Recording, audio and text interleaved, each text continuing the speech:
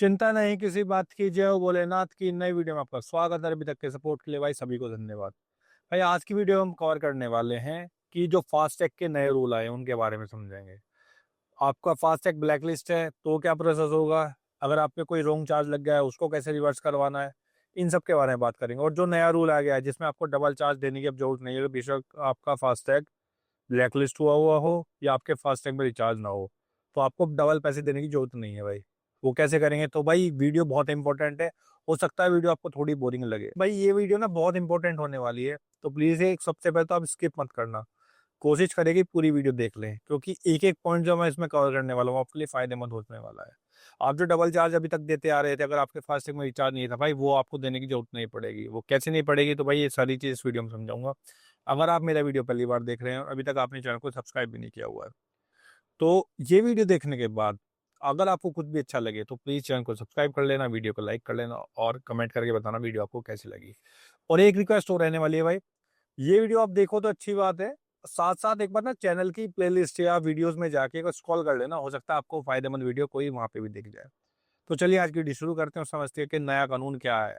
2016 में digital India के तहत भाई ये फास्टैग वाला नया सिस्टम लेके आई थी गवर्नमेंट। क्या होता था पहले कि फास्टैग पे लंबी लंबी लाइनें लग जाती थी कैश के चक्कर में, कई बार खुले पैसे नहीं होते थे, कई बार फटा नोट है जी, पुराना नोट है, हम ये नहीं ले रहे वो नहीं ले रहे, उस चक्कर में झगड़े होते थे, लंबी लंबी लाइनें लग जाती थी और उस लेन देन में कई बार मारपीट तक भी हुई है। आपने बहुत सारी वीडियोस पहले ही देखी भी होंगी। बट फिर क्या हुआ, अब भी क्या हो रहा है कि लोग फास्टैग में कई बार बैलेंस रखते हैं, उनके चक्कर में उनका फास्टैग ब्लैक लिस्ट हो जाता है।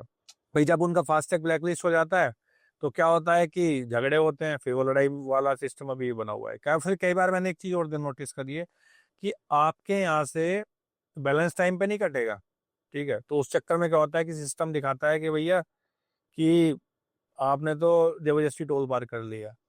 कई बार एक चीज और होती है कि आपके यहाँ बैलेंस डिडक्ट हो गया, मतलब आपके यहाँ फास्टैग में बैलेंस दिखा रहा है कि आपके यहाँ 500 400 जो भी मिनिमम बैलेंस आपके पड़ा हुआ है, बट उनके हिसाब से फास्टैग ब्लैक लिस्ट है। तो इन सब लफड़ों से झगड़ों से बाहर निकलने के लिए गवर्नमेंट ने, इस गड़बड़ी से निकलने के लिए नया ये अमेंडमेंट करा है अपने रूल्स में। रूल्स कितने कारगर होते हैं तो भाई आने वाला समय बताएगा। सबसे बड़ा बदलाव हुआ है टाइम बेस्ड वैलिडेशन सिस्टम। देखो इस सिस्टम में हुआ क्या है, अगर आपका फास्टैग ब्लैक लिस्टेड है मतलब उसमें बैलेंस नहीं है, तो फास्टैग जो या एनसीपीआई है उसको टाइम को देखेगा। उसमें क्या होगा, आपका ब्लैक लिस्टेड है, बैलेंस नहीं है और आपने एंट्री कर ली और उसके 10 मिनट बाद भी आपने उसको वैलिड नहीं कराया, मतलब आपने उसमें बैलेंस वैलेंस नहीं डाला, तो भाई फास्टैग वाली जो है, जो हाईवे अथॉरिटी है, वो उसको इनवैलिड ट्रांजेक्शन मानेगी जो आपने एंट्री करी है। पर जब आप एग्जिट करोगे तो भाई वो डबल टोल आपको देना पड़ेगा। तो मतलब कायदे का रूल ये है कि अगर आपके फास्टैग में बैलेंस नहीं है, ब्लैक लिस्टेड है, तो एंट्री तो आपकी करा देगा। बट आपको क्या करना है कि एंट्री आपने कर लिया और आपको ध्यान आएगा कि मेरे उसमें ब्लैक लिस्टेड है, बैलेंस नहीं, क्योंकि वहां पे वो शो तो करेगा ही मशीन में। तो उसके बाद आपको क्या करना है, उसको तुरंत रिचार्ज कर दो और उसके बाद आप आसानी से एग्जिट कर लोगे। अगर आपने उस एग्जिट तक भी उसको रिचार्ज नहीं करा है भाई, तो आपके ऊपर इनवैलिड ट्रांजेक्शन करके डबल पेनल्टी लग जाएगी जो कैश वाली लगती है। रूल नंबर 2 की बात करते हैं, एरर 176 और पेनल्टी रिफंड। इसके बारे में बात करते हैं। भैया आपने जैसे एंट्री कर ली, ब्लैक लिस्टेड आपका फास्टैग था, आपकी एंट्री हो गई है, उसके बाद आपने क्या करा, 10 मिनट के अंदर वो रिचार्ज भी कर लिया, ठीक है, रिचार्ज हो गया, रिचार्ज आपके यहाँ पे नोटिफिकेशन आ जाएगा।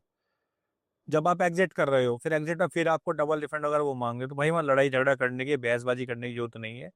आप सिंपल उन्हें एक बार बोलो कि भाई मैंने रिचार्ज कर चुका हूँ, तो वो अगर नहीं मानता उस बात को तो आपने कुछ नहीं करना, वहाँ डबल जब चार्ज कट जाएगा उसके बाद आप एनएचपीआई की वेबसाइट पे या फिर जिस फास्टैग जिस कंपनी ने आपको इशू करा है या जिस बैंक में आपका अकाउंट है जो उसमें अटैच है, आप वहाँ सीधा सीधा चार्ज बैक की रिक्वेस्ट डाल देंगे, वो आपको वहां से रिफंड कर दिया जाएगा मोस्टली केसेस में। Rule number 3, delay transaction. इस केस में क्या होता है, आप ट्रैवल कर रहे हो, आपने एग्जिट भी कर दिया, सारे काम कर लिया और आपके पास ट्रांजेक्शन का स्टेटमेंट वो नहीं आया, मैसेज नहीं आया कि भाई आपके पैसे कट गए हैं, वो 15 मिनट बाद आ रहा है। तो उस केस में एनएचपीआई क्या करता था कई बार कि आपके ऊपर डबल चार्ज लगा देता था या आपके ऊपर पेनल्टी लगाने की कोशिश करता था। ये हुआ भी है भाई, मेरे साथ खुद हुआ है, मैंने खुद रिफंड लिया है। हालांकि रूल पहले भी था बट अब थोड़ा प्रायोरिटी पे हो जाएगा, तो आपके ऊपर चार्ज लग जाता था। ये मेरे साथ भी बहुत बार हुआ, मैंने बहुत बार रिफंड भी लिया है भाई, डबल डबल। कई बार इन्होंने क्या करा, मैंने एंट्री करी अपने टोल से, जेन्युइन टोल बनता है 65 रुपये, लगा दिए 190 रुपये पूरे सर्किट का। वो मुझे कई बार मैंने रिफंड भी लिया है। तो उस केस में अब क्या होगा कि भाई वो आपके ऊपर चार्ज नहीं लगेगा, वो डबल चार्ज नहीं काटेगा, वो उसको अपने लॉग में रखेगा और अपने टाइम को और बैंक के टाइम को मैच करेगा। मतलब वो खुद एनएचपीआई का काम है कि वो अपना उसे करेगा सेटल, आपको उस पर चढ़े में नहीं पड़ने देगा। रूल नंबर 4, चार्ज बैक और रिफंड प्रोसेस। देखो क्या होता है कि कई बार गलती से आपका डबल चार्ज कट जाता है, गलत ट्रांजेक्शन हो जाती है। कई बार मेरे साथ क्या हुआ है कि मैं एंट्री कहीं से करी है बीच में से, एडिट कहीं से करी है, वो इनकी खुद की टेक्निकल वजह से कई बार पूरे रूट का चार्ज लगाते हैं, तो वो आसानी से मुझे भाई रिफंड भी मिला हुआ है। वो भी मैं प्रॉपर आपको स्क्रीनशॉट वगैरह इसमें अटैच कर दूंगा। कई बार क्या हुआ है कि घर के पास में जो टोल है उसके बराबर से भी निकल के जा रहा हूँ ना, और मैंने हाईवे भी यूज भी नहीं करा है, तो भी भाई चार्ज कट जाता है, हालांकि वो भी मेरा रिफंड हो जाता है। तो अब इस केस में क्या हो गया है, पहले क्या होता था कि इंस्टेंट हम उसे कर देते थे। तो अब गवर्नमेंट का ये कहना है कि भैया ऐसा नहीं है कि जिस दिन हुआ उसी दिन डाल दो, एक दो दिन डाल दो, आपको 15 दिन का कूलिंग पीरियड दिया जाएगा। मतलब या तो 15 दिन में आपके पैसे रिफंड खुद आ जाएंगे, अगर नहीं आते हैं तो आपको 15 दिन बाद वो प्रोसेस करना पड़ेगा। अगर आप 15 दिन से पहले उसको प्रोसेस करोगे तो भाई उसको कैंसिल भी कर सकते हो ट्रांजेक्शन, मतलब आपको जो केस आप एस्केलेट करवाओगे वो उसको रिजेक्ट कर देगा। तो आपको 15 दिन वेट करना पड़ेगा, और हो सकता है कि उससे पहले वो खुद ही रिफंड आपको कर दें। तो भाई एक अच्छा रूल इनिशिएटिव है। देखो गवर्नमेंट के 4 रूल तो मैंने आपको समझा दिए भाई। अगर आप अभी तक इस वीडियो में टिके हुए हो ना, तो इसका मतलब आपको वीडियो अच्छी लग रही है। तो भाई अच्छी लगी तो भाई प्लीज चैनल को सब्सक्राइब कर देना, और हो सके तो जो डेली कम्यूट करते हैं उन तक ये वीडियो जरूर पहुंचा देना। अब 15 नवंबर से नया रूल आ गया है जो सबसे ज्यादा फायदेमंद है उन लोगों के लिए कि जो नई नई गाड़ी लेके चले हैं।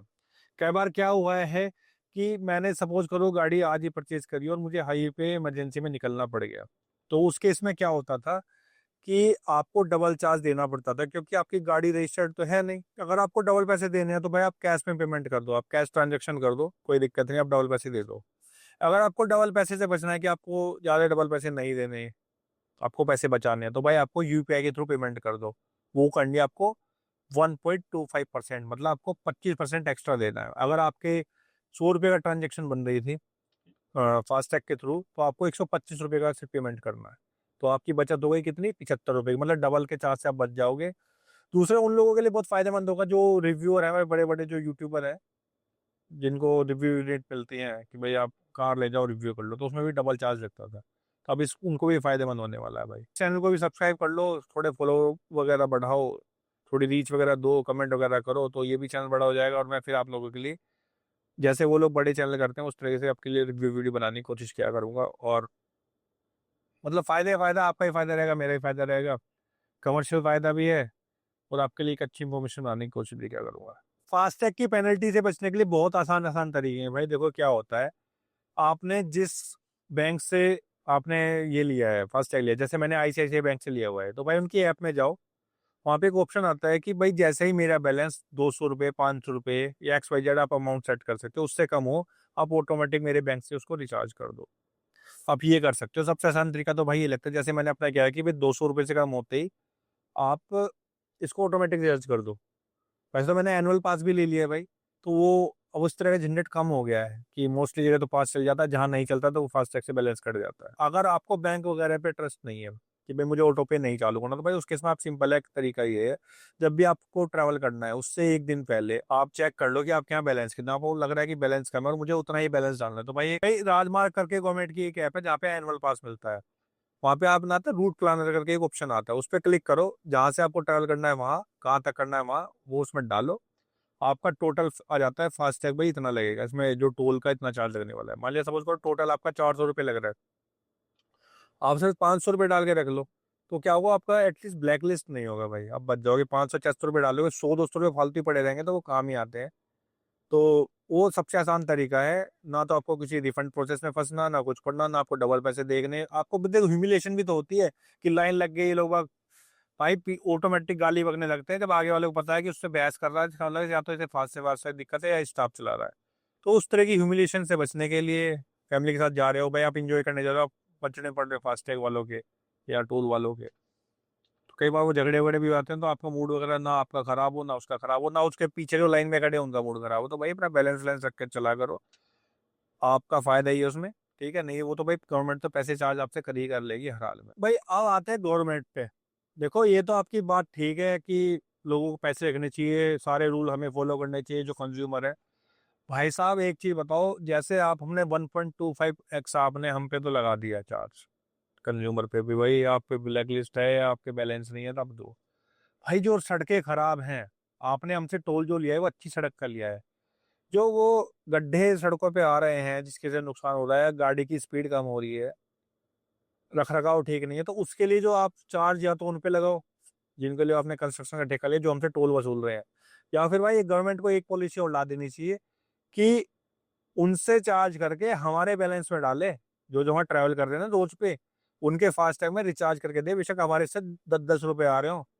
तो सारे रूल ना सिर्फ कस्टमर के लिए नहीं होते, कंज्यूमर के लिए नहीं होते, कुछ रूल उन पे भी लगाओ जो वहाँ सड़कें बना के रहे हैं, खराब खराब सड़कें। भाई हमारे घर के पास पड़ता है ईपीई, मतलब ईस्टर्न पेरीफेरल, पेरीफेरल जो हाईवे, भाई उससे बुरा हाईवे नहीं है। उसके लिए एक मैंने प्रॉपर एक वीडियो बनाई है, वो आप वीडियो देख सकते हैं। बबलिंग इतनी है, गाड़ी आप उसमें ढंग में चला नहीं सकते भाई।